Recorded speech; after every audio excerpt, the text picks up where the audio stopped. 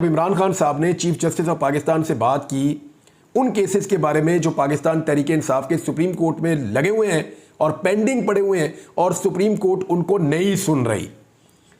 अब पाकिस्तान तहरीक इंसाफ को पता है या नहीं पता, लेकिन इसका डाटा जो है वो रिकॉर्ड जब इकट्ठा किया कुछ सहाफ़ियों ने, तो उन्होंने मुझे बताया कि 16 मुकदमात हैं पाकिस्तान तहरीक इंसाफ के अब तक जो सुप्रीम कोर्ट ऑफ पाकिस्तान में मुबैना तौर पर पेंडिंग पड़े हुए हैं, जो नहीं सुने जा रहे। और पाकिस्तान तहरीक इंसाफ के जो वकला हैं वो अर्ली हेयरिंग की दरखास्त भी नहीं दे रहे। हालांकि काजी फायद ईसा साहब ने इमरान खान साहब को यह कहा था कि आपके वकला को तरीकाकार पता है कि अर्ली हेयरिंग कैसे करवाई जाती है, तो वो क्यों नहीं कर रहे कि जल्दी हेयरिंग के लिए अपने केसेस लगवाएं। देखिए, इससे पाकिस्तान तहरीक इंसाफ को इंसाफ मिले या ना मिले, कम से कम उनके केसेस तो शुरू होंगे ना। सिस्टम के ऊपर एक दबाव तो आएगा कि ना इंसाफियां बंद हो, या कम से कम जजेस कहीं तो इंसाफ देना शुरू करेंगे। इतने सारे मुकदमा आते हैं, शुरू तो करें। इंसानी हुकूक का उनका एक मुकदमा पेंडिंग है, उनकी खवातीन के साथ जो सलूक किया जा रहा है, बार बार किया जा रहा है, तो क्या वो इंसानी हुकूक के मामले के ऊपर सुप्रीम कोर्ट ऑफ पाकिस्तान में अर्ली हेयरिंग की दरखास्त नहीं दे सकते? और वो केस क्या दोबारा नहीं लगा सकते? जबरी गुमशुदगियों का उनका एक केस पेंडिंग पड़ा हुआ है, जिसमें मेरा भी तस्करा हुआ था, मुझे याद है अच्छी तरह, और उसमें लतीफ़ खोसा साहब ने बातचीत की थी। तो केसेस तो हैं, लेकिन उनकी हेयरिंग नहीं हो रही, वो सुने नहीं जा रहे, पेंडिंग पड़े हुए हैं, ताखीर का शिकार हो रहा है मामला। तो पाकिस्तान तहरीक इंसाफ के पास बड़ा आसान रास्ता है, वो रोजाना की बुनियाद के ऊपर अपने एक एक केस को जो है वो अर्ली हेयरिंग की दरखास्त देते रहे और उसके ऊपर प्रेस कॉन्फ्रेंस करते रहे, और जब वो ना लगे तो फिर दोबारा उसके ऊपर दरखास्त दें और कहें जी वो क्यों नहीं लग रहा। तो इन चीज़ों को परसू करें, इनके पीछे जाए। देखिए, अब पाकिस्तान तहरीक इंसाफ कोई नवाज शरीफ तो नहीं है कि उनको प्लेट में रख के एयरपोर्ट पर इंसाफ मिल जाएगा, या एयरपोर्ट से लेकर वो अपने घर तक पहुंचेंगे और सारा इंसाफ मुकम्मल हो जाएगा। अब नवाज शरीफ तो नहीं है ना, पाकिस्तान तहरीक इंसाफ है। अब सबके लिए इंसाफ चलकर दरवाजे तक नहीं आता, आपको चलकर अदालत में जाना पड़ता है, आपको जाकर तको-दो करनी पड़ती है, आपको जाकर इंसाफ का दरवाज़ा खटखटाना पड़ता है, तो फिर आपको इंसाफ मिलता है। मुझे आप देख लें, मैं तकरीबन कोई 2 महीने से तमाम इदारों के दरवाजे खटखटा रहा हूँ, कोशिश करता चला जा रहा हूँ। मुझे पता है कि मेरे साथ क्या होना है, मुझे आइडिया है।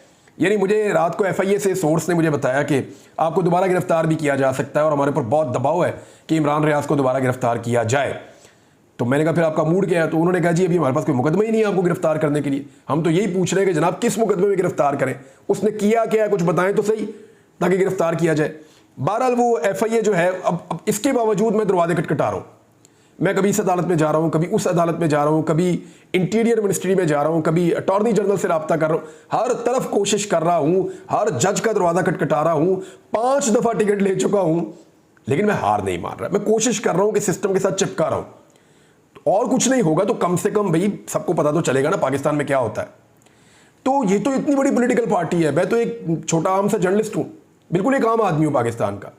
तो इतनी बड़ी पॉलिटिकल पार्टी है, इतने सारे वकला हैं। आपको याद होगा नून लीग वाले जब जाते थे अदालत में तो अपने साथ 50-50 वकील लेकर जाते थे और अर्ली हेयरिंग, और वो बार बार चीज़ों को हैमरिंग करते थे, बाहर आके प्रेस कॉन्फ्रेंस करते थे, बातें बताते थे। तो सिस्टम के अंदर एक रास्ता निकलता है, सिस्टम पे दबाव पड़ता है, और अदलिया जो है उसको भी ये वजह मिलती है कि वो जल्दी फैसले करे, या अदलिया को दबाव से निकलने में भी मदद मिलती है आपके इस किस्म की एक्टिविटी से।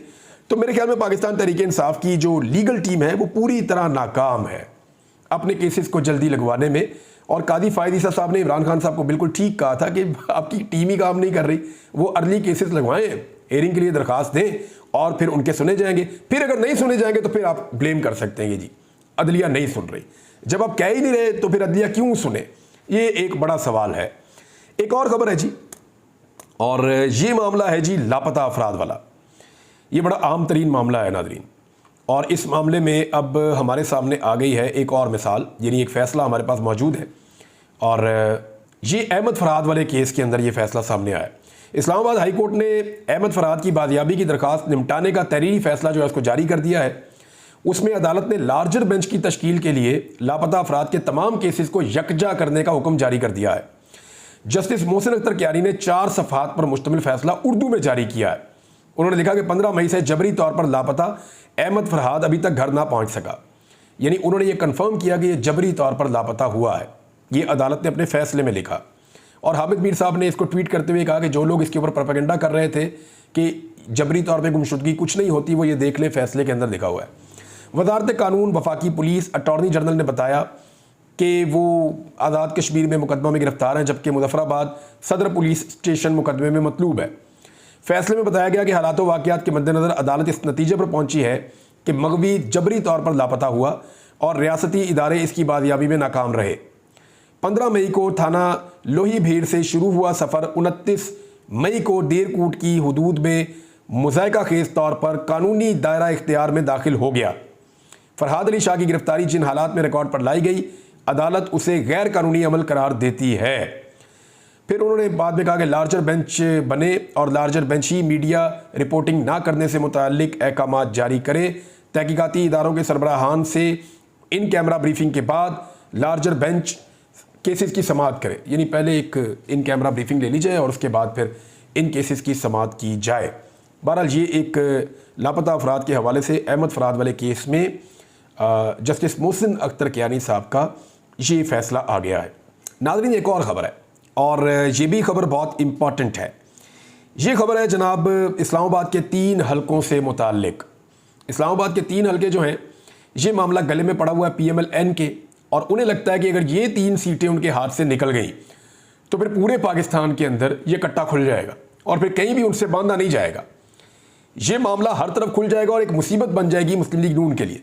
लिहाजा जो ट्रिब्यूनल जज थे, इससे पहले कि वो इस मामले को किसी मंतकी अंजाम तक पहुंचाते, मुस्लिम लीग नून के उम्मीदवारों ने फॉर्म 45 लाकर अदालत में जमा करवाने के बजाय, जैसे कि वो वादा कर रहे थे, क्लेम कर रहे थे कि फॉर्म 45 हैं, हम अदालत में लेकर जाएंगे, बजाय इसके कि वो फॉर्म 45 लाकर अदालत में जमा करवाते, उन्होंने जज साहब के ऊपर ही एतराज लगा दिया और इलेक्शन कमीशन को लिख दिया।